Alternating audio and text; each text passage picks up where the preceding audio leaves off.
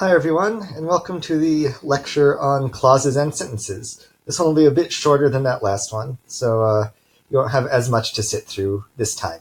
But there are a few more lectures this week than normal, but hopefully they won't be too hard to get through. So clauses and sentences are kind of larger syntactic units. We've just been talking about smaller things like noun phrases and verb phrases. But a clause is a syntactic unit that, at least in English, will typically contain a verb. In some languages, it might be a kind of part of a larger verb phrase. A clause will typically contain noun phrases as arguments of the verb. So basically, noun phrases that are somehow interacting with the verb. It can also contain adverbial elements and what are called discourse particles. So discourse particles are going to be things like filler words like that kind of thing. They can be things like interjections or exclamations or swearing or things like that. But discourse particles will basically tell you something about the mood of the speaker or how well they know what they're talking about or that kind of thing. So a clause is a syntactic unit because the elements occur in a fixed order. So in English, we always have a subject before a verb before an object. So we can say the band played my favorite song, but we can't say played my favorite song, the band.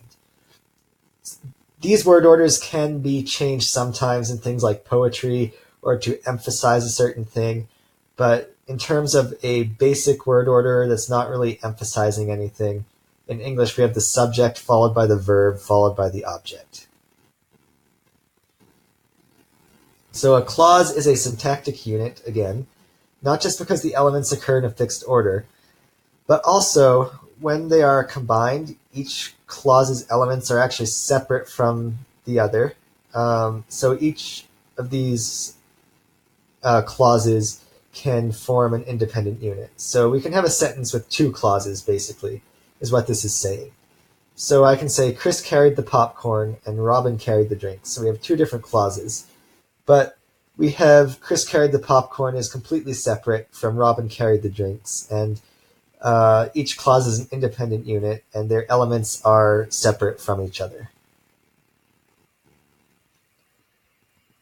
Another thing that kind of suggests that clauses are actually a syntactic unit is that we have a restriction in terms of the verb of having only one verb tense per clause. So we can't say Camille will plays her violin because will suggests future tense, but plays suggests present tense. So we can't have future and present in the same clause. We can say Camille plays today and she will play again tomorrow, because Camille plays today is one clause and she will play again tomorrow is another clause. So we have present in one clause and future in another clause, and that's okay. But we can't combine them into a single clause. So basically we have this kind of rule that's consistent between clauses that suggests that they actually do behave as a coherent category. So a sentence is a unit that has one or more clauses. So if we don't have a full clause, we don't really have a sentence.